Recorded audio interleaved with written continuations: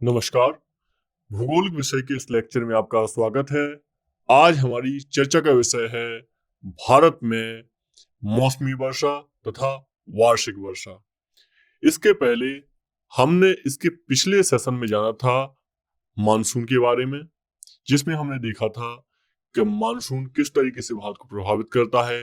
इसके अलावा जैसा कि हम जानते हैं मानसून शब्द की उत्पत्ति अरबी भाषा के मौसम शब्द से हुई है, तो ये सब भी हमने चीजें देखी।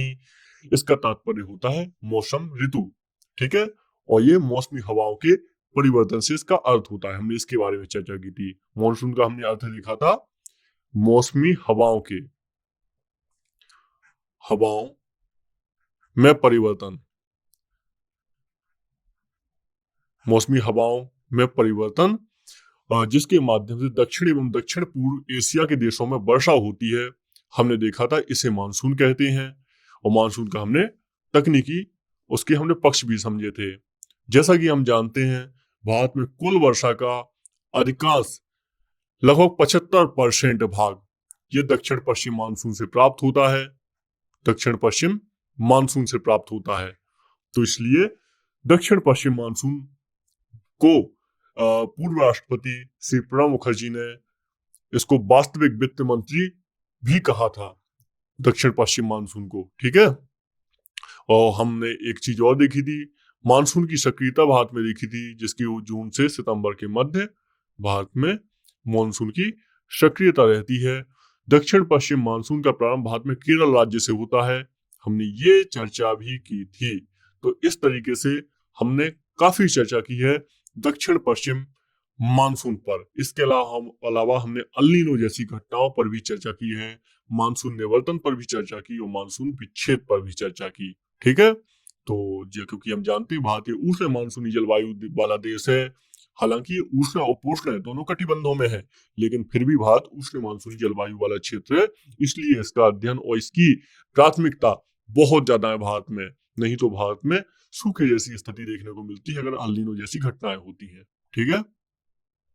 चलिए अब बात करेंगे आज हम, जो हमारा मुख्य टॉपिक है, भारत में वर्षण, रेनफॉल डिस्ट्रीब्यूशन। ये वर्षण हम दो क्रम में देखेंगे। पहला हम देखेंगे मौसमी वर्षा और दूसरा हम देखेंगे औसत वार्षिक वर्षा। जैसा कि आप यहाँ पे देख पा रहे हैं किस तरीके से भारत में जो मानसून होता है ये एंटर होता है। इसमें आप देखेंगे केरल तट से शुरुआत होती है इसकी, इसके बाद ये लगातार बढ़ता जाता है भारत में, गंगा के मैदान को जल्दी ही गंगा के मैदान में पहुंच जाता है 10 जून के आसपास। और इस तरीके से हम देखते हैं ये पूरब में भी पहुंच जाता है 5 जून के लगभग। 1 जून को ही ये उत्तर पूरब में भी, नॉर्थ ईस्ट में भी पहुंच जाता है। तो इस तरीके से मानसून का देखा था आपने। आइए अब वर्षण को देख लेते हैं भारत के, ठीक है। ये हमने एक प्रोटोटाइप मैप बना लिया है।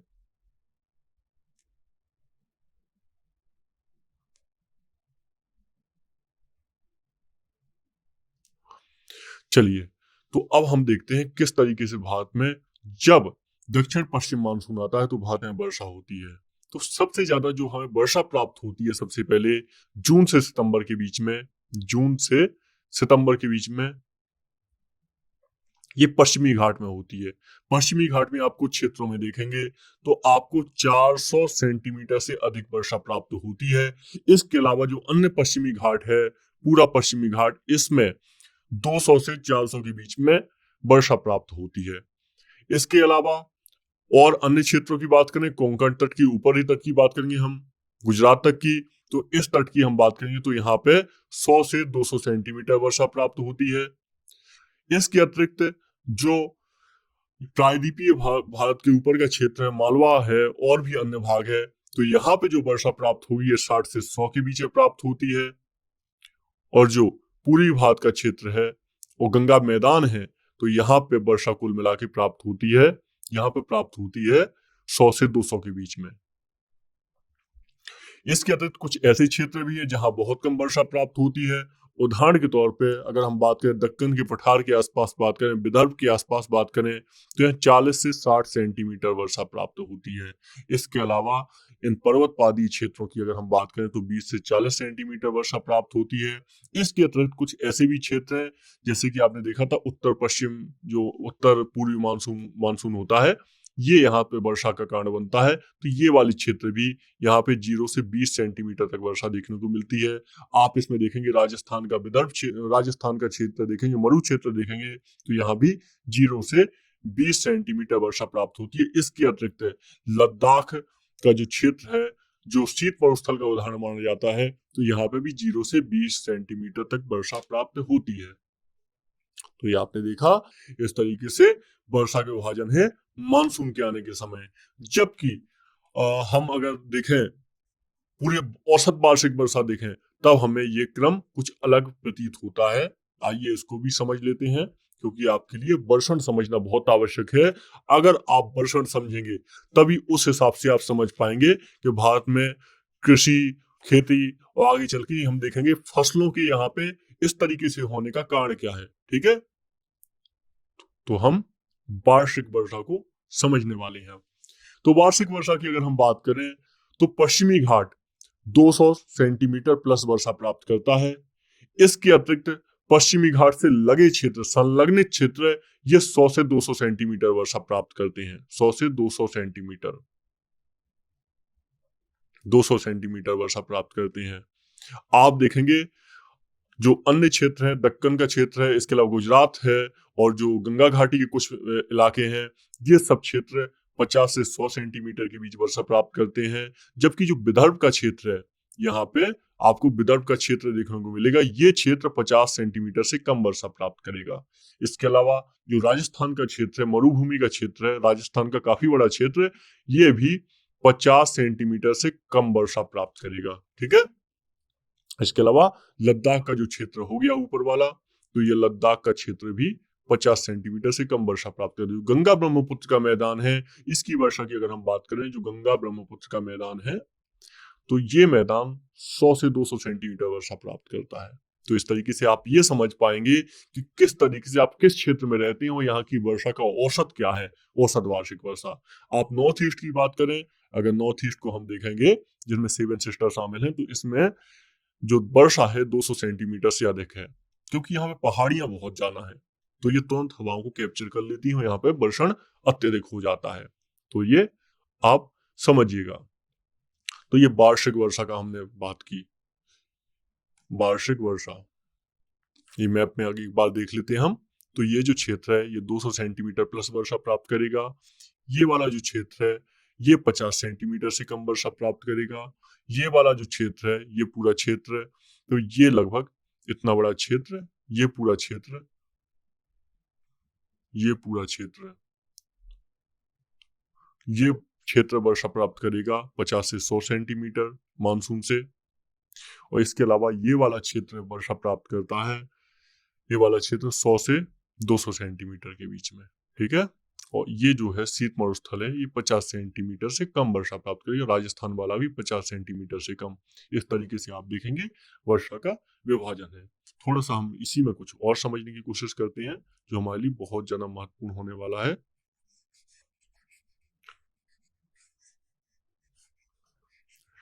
तो हम वर्षा की परिवर्तनीयता देख लेते हैं। क्या होती है वर्षा की परिवर्तनीयता? वर्षा की परिवर्तनीयता का अर्थ होता है वर्षण में किस तरीके से जो क्षेत्र के साथ है, उच्चावच्ची के साथ है, वर्षा में अंतर प्राप्त होता है। तो आप देखेंगे सबसे ज्यादा अंतर प्राप्त होगा इस क्षेत्र में। इस क्षेत्र में आप देखेंगे तो वर्षा की परिवर्तनीयता सबसे ज्यादा है। यहाँ पे 60% से ज्यादा परिवर्तनीयता देखने को मिलती है।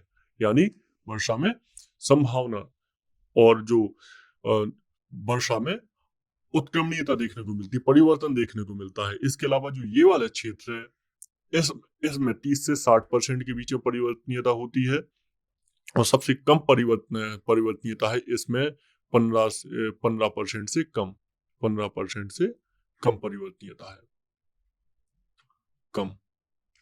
तो इस तरीके से भारत में वर्षा की परिवर्तनीयता भी एक महत्वपूर्ण कारक है यहाँ पे वर्षण का।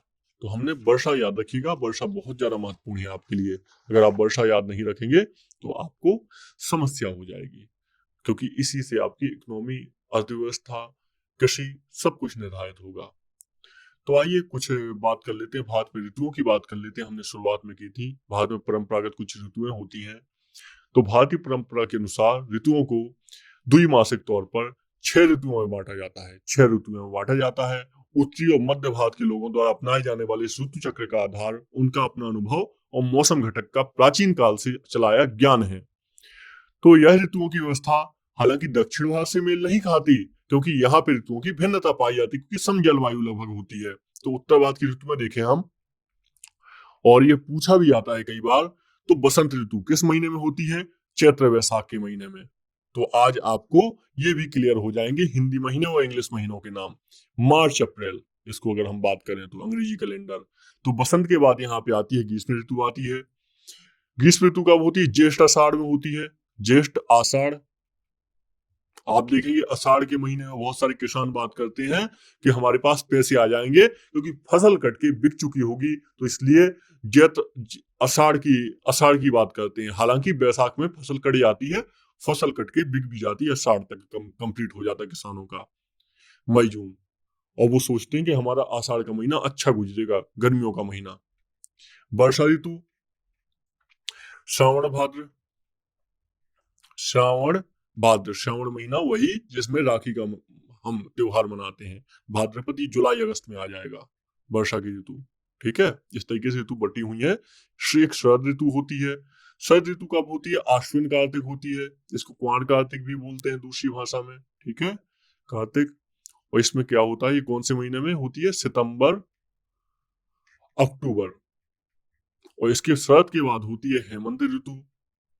हेमंत ऋतु कब होती है? मार्गशीर्ष और पौष, और ये क्या हो जाएगा? पौष का महीना। ये हो जाएगा नवंबर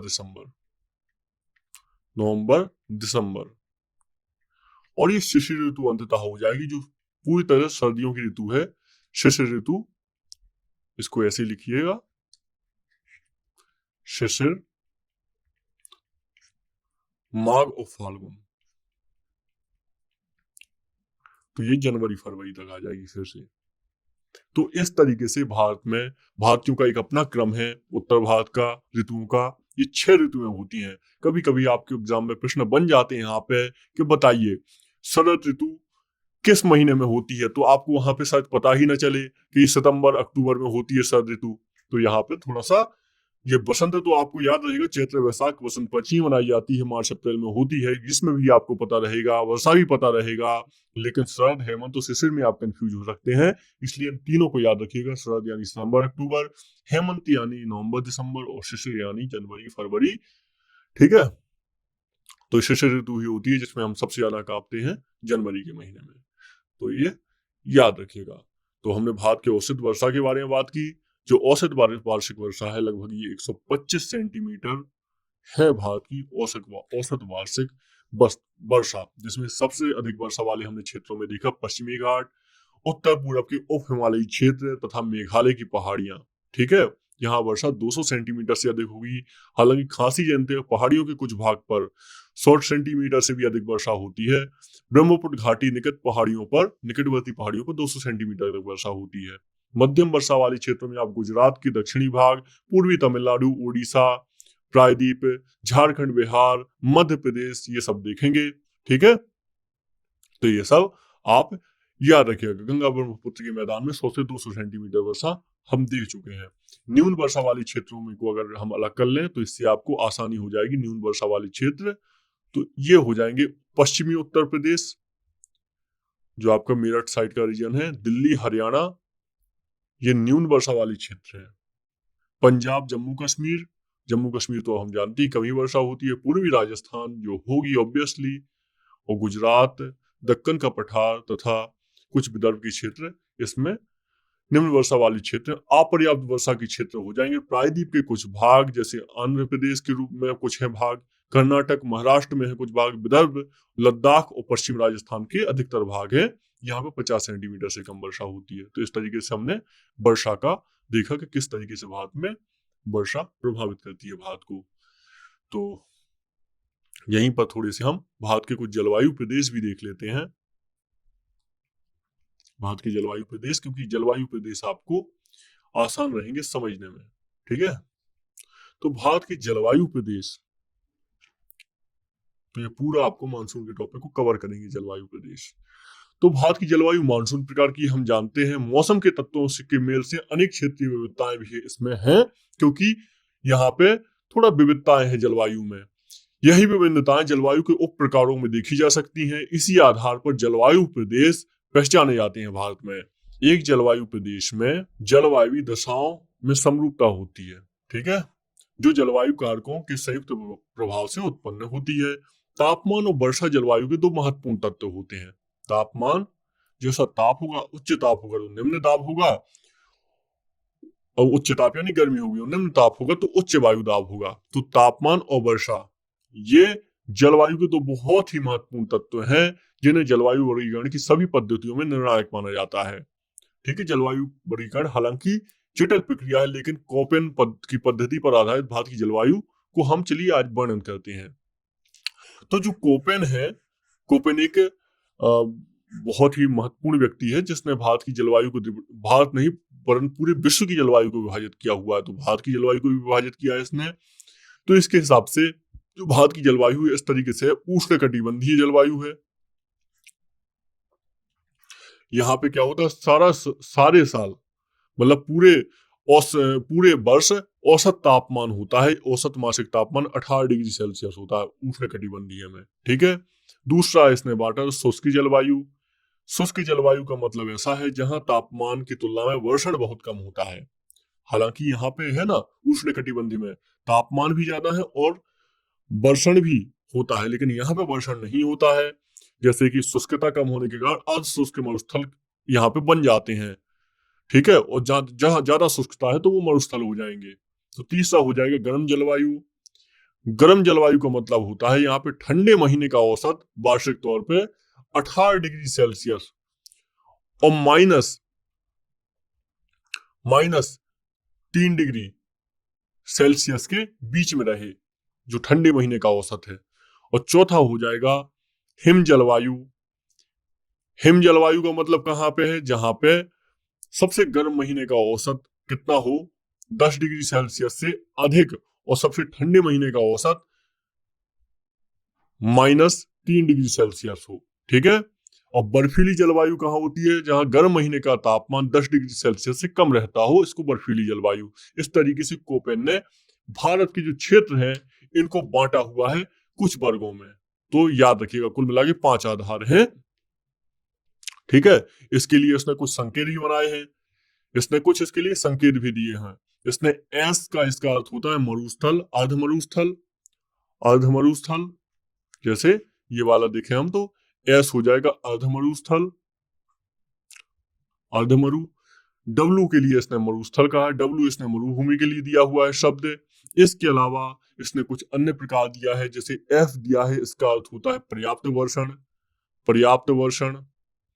एम होता है शुष्क मानसून, डब्लू होता है शुष्क शीत ऋतु। इसके अलावा एच होता है शुष्क और गर्म। सी होता है 4 महीने से कम अवधि में औसत तापमान 10 डिग्री सेल्सियस से अधिक।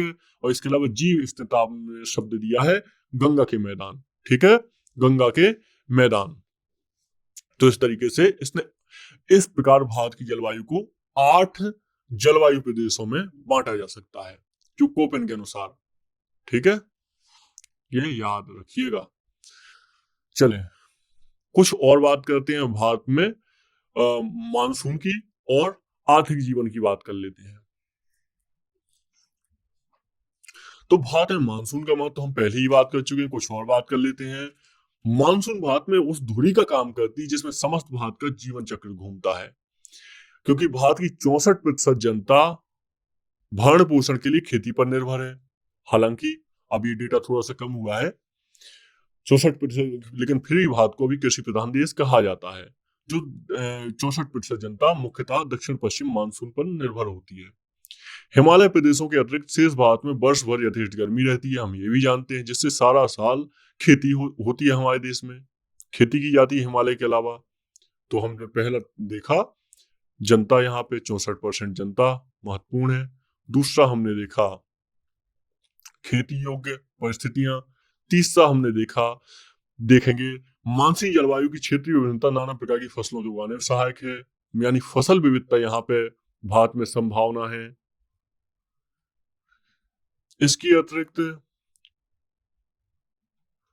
वर्षा की परिवर्तनीयता देश में कुछ भाग में सूखा और बाढ़ का कारण बनती है, तो इसलिए भी भारत का आर्थिक जीवन और मानसून का एक सह संबंध है। हम तो इनका सह संबंध देख रहे हैं। आखिर क्या है भारत में आर्थिक जीवन मानसून का सह संबंध है? तो इसके कारण बाढ़ अथवा सूखा का कारण बनती है मानसून की परिवर्तनीयता, वर्षा की परिवर्तनीयता। 5 में हम देखें तो कृषि की समृद्धि में वर्षा का सही समय पर आना और इसके प्रभाव बहुत महत्वपूर्ण है। हम देखें मानसून का अचानक से विस्फोट हो जाता है, बादल फट जाते हैं, हम जानते हैं, तो इसको मृदा अपरदन का ही कारण बनता है। तो मृदा अपरदन का कारण बनता है, ठीक है।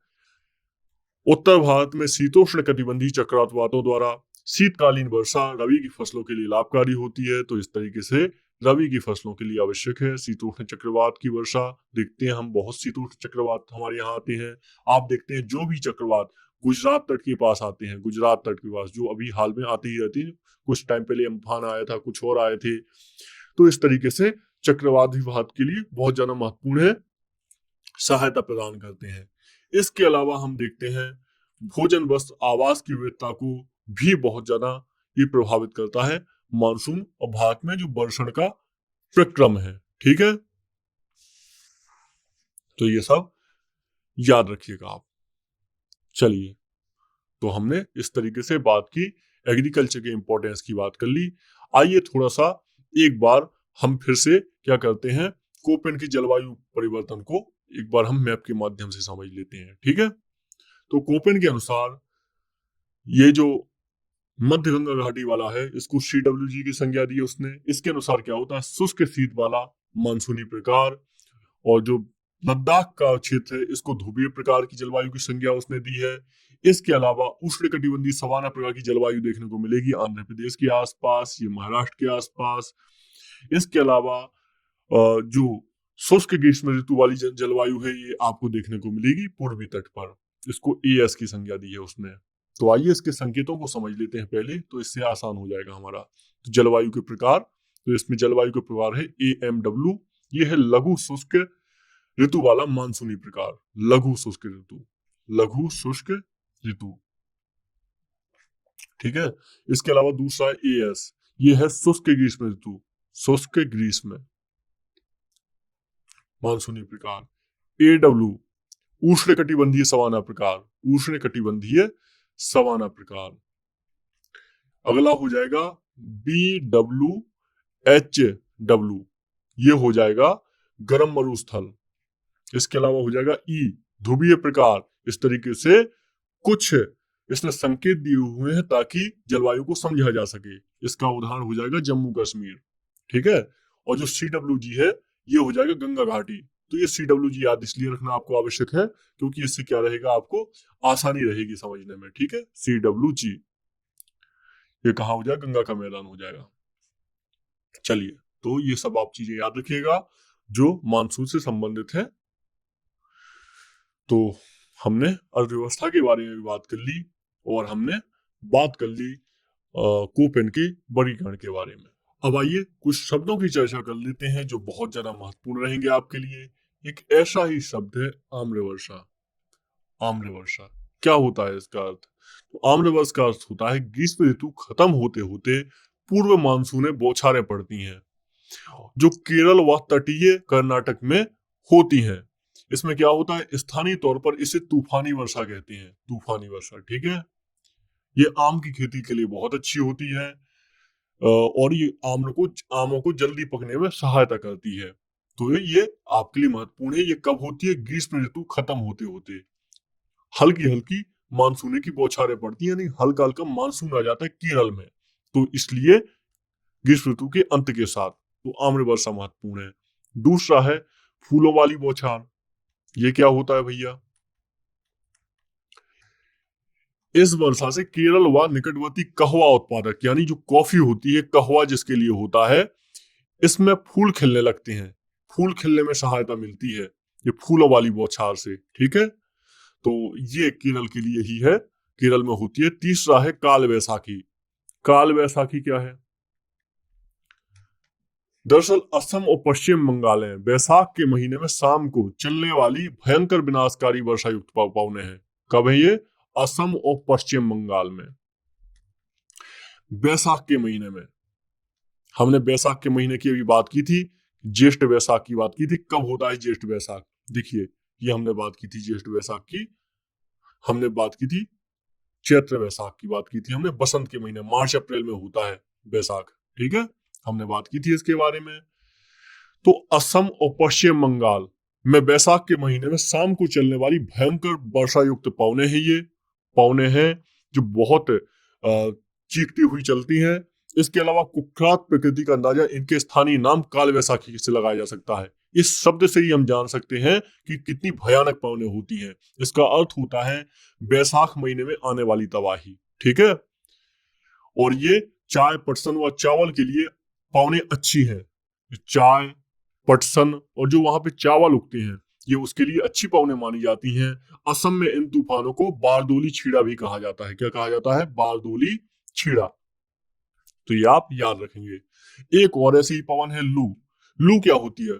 उत्तर भारत में जो उत्तरी मैदान है गंगा ब्रह्मपुत्र का, इसे पंजाब से बिहार तक चलने वाली शुष्क गर्म एवं पीड़ादायक पवनें होती हैं।